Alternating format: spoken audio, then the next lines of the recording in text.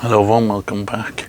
Today I'm going to prune my fuchsias again, give them a little bit of pruning. They're starting to get out of shape again. Before I start doing that, I was at a car boot sale this morning and didn't really buy anything much, just this little table.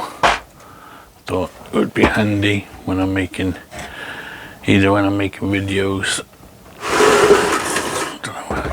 and on some small trees or something. It's a nice tidy little size. You see there it was €5, so couldn't go wrong for €5. Or the other thing I could do is maybe cut it here and have a little display table kind of a thing, but for €5 it was a good buy, I thought. Okay, so we'll get on to the trees. So this is my first one. As always, the weeds are growing great. We'll just, well, what I'll do is I'll trim the tree first, I suppose, and then I'll weed it. It's got a lot of flowers, as you can see, but it's also got a lot of these branches that are growing out of the profile now. So I just want to just prune it back a bit. Try and keep the energy back in the tree.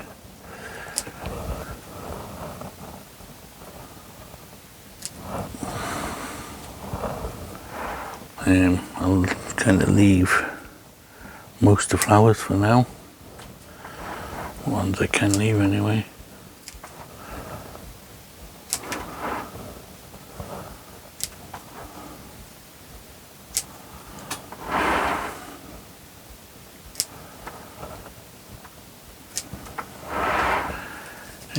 If you've been watching my videos, you've seen me work on these trees recently. Well, I can't remember when the last time I worked on them, but I had a couple of branches on them that weren't growing. They seemed to just decide some years that some of the branches are not going to grow strong.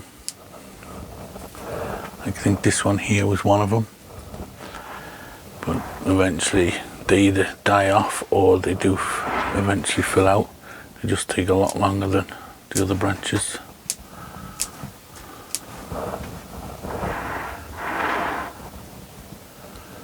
I have some guy wires there, just pulling these two branches down to level them out. I'll leave them still for another while.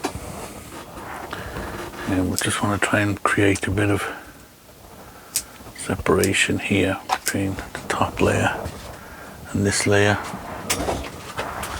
And I need to kind of just round off the top a bit.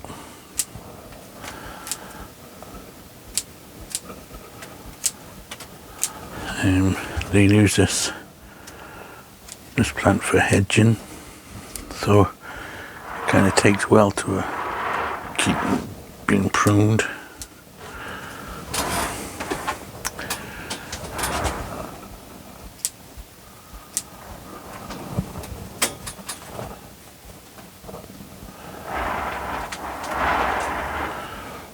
Flowers at the back here.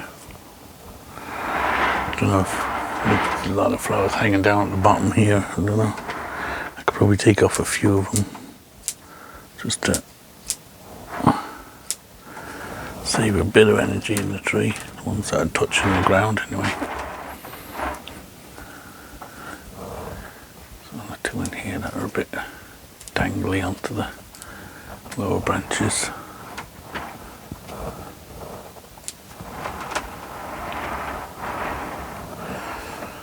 Okay, so there's a branch under here we don't want. Take that out.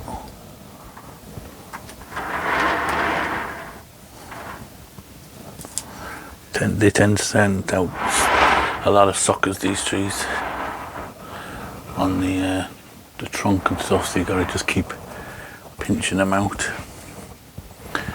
Okay, I think that one looks to be okay.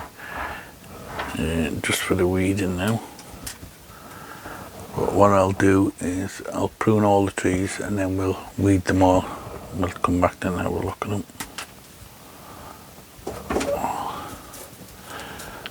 I'm sure you don't want to, although there's not a lot of weed in it, maybe I can just give it a quick weed, and maybe I'll give this a brush in here where we've got a bit of moss growing on the trunk.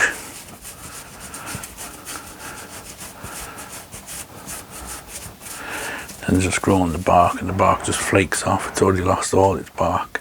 It was covered in flaky bark, like back here. It comes off in like paper bark, and just all flakes off. But it seems to have lost it all now on the main trunk. So the moss normally just falls off with that when it does grow.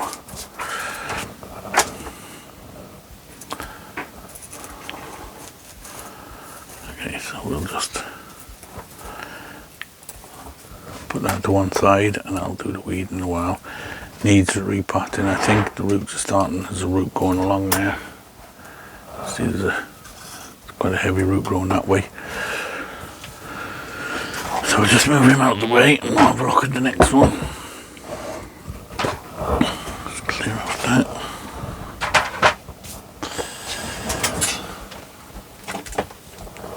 Okay, the next one is my little man. Again, if you were watching my videos, you see that this side, for some reason, a lot of the branches all died off. So I did repot it. It was in some pretty a small pot, and I don't think the pot was draining very well because the statue was actually blocking the hole at the bottom. Well, it kind of compacted the soil in underneath it and the roots, so it was kind of blocking the hole, so it wasn't draining too good. No, it's still quite damp here. The roots, you can see, are quite wet still, but it's in good drainage soil now, so hopefully it will recover a bit better. And you can see the flaky bark on the roots. I believe how thick the roots are getting on it. I planted it, but it was so thin. Same on the back here, the paper bark is kind of just loose on the roots. And I'll leave it, it'll fall off itself. Again, this one had the branches over the side that weren't taking too good at all. So, in fact, the whole tree wasn't doing great, but now it's starting to grow pretty strong, as you can see. But it's all growing on one side, so I've got this side now facing the sun. Try and get a bit of more growth on this side. Put some fertilizer over here, so hopefully feed whichever root on this side to get these to grow. So what I will do is just prune these back a bit. Stop them getting too strong. There's a few little dead branches we'll take off. This one, I could probably take that one off altogether, I think. This one could come right back. I'll take that one back, just to kind of neaten it up a bit. We've got some dead bits. You gotta be careful, because even though they look dead, they're still green underneath and they can still push out. You think they're dead, and then next thing I know, they're starting to push out leaves like this one. So I'll just take out the very tips, the dead bits.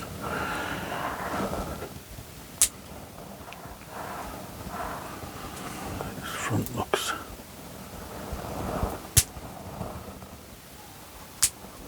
great.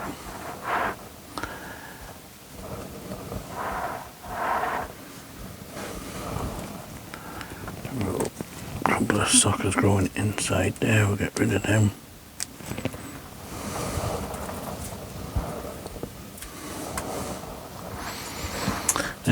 Other than that, I don't think Spider's heading back up.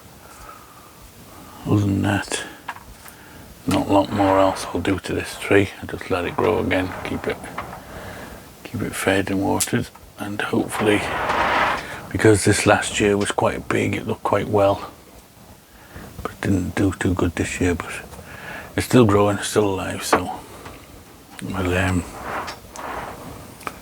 just try and keep our eye on it. I'm trying to keep it a bit more drier than it was. So let's see, maybe I'll switch it, because one of these I have sitting under a shelf, and if I don't water it doesn't get wet, so maybe I'll switch it and put this one under there, so we'll get it drier again. We'll keep getting soaked with the rain. Okay, so we'll move that one out the way.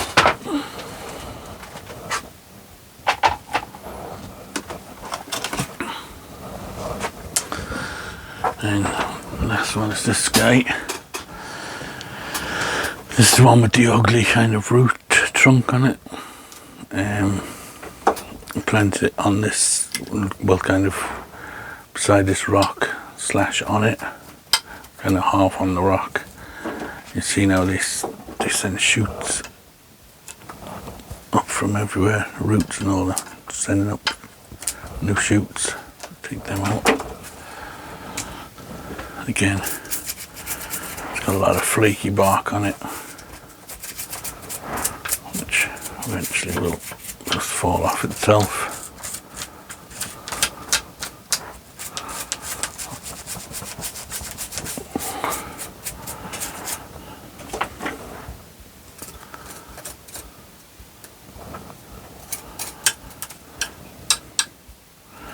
So this one's a lot drier. This is the one I keep under the shelf.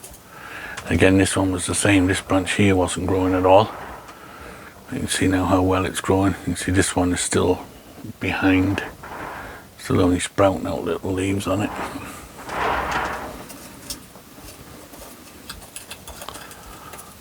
I'll just give it a quick weeding.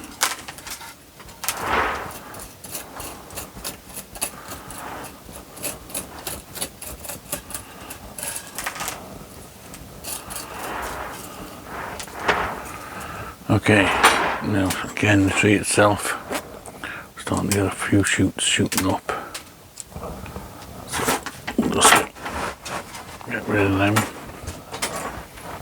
So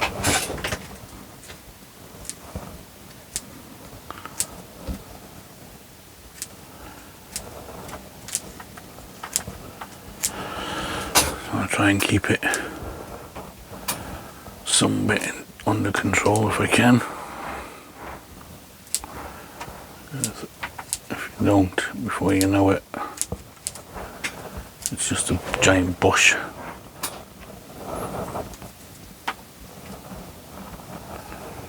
See, some of the branches are going good and strong and others quite weak, but eventually next year maybe I'll replace all this with new branches. For now we'll just tidy that off a little bit.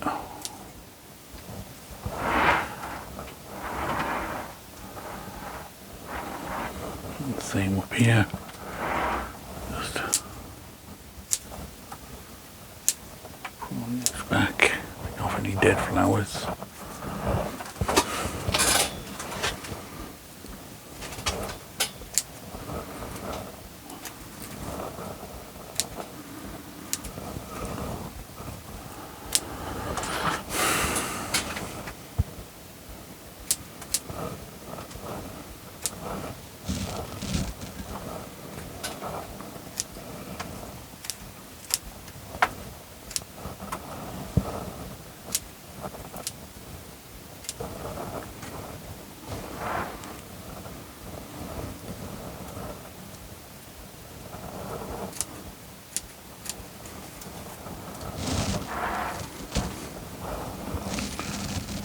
Possibly bring that light down slightly.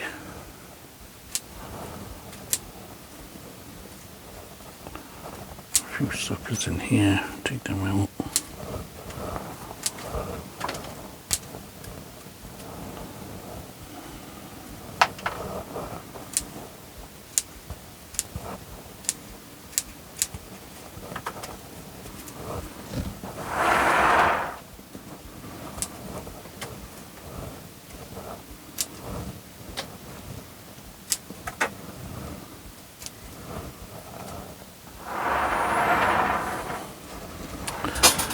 Again, this is one of these trees that I collected, and when you end up with an ugly trunk, if you find like that a rock or something that you can put it up against, it kind of fit nicely into this kind of, there's like a hole in the rock there, and it's slotted in there, and then I just wired the roots around it a bit, and now there's even roots coming, I don't know if you can see that, but there's a thick root under there and another root coming out here.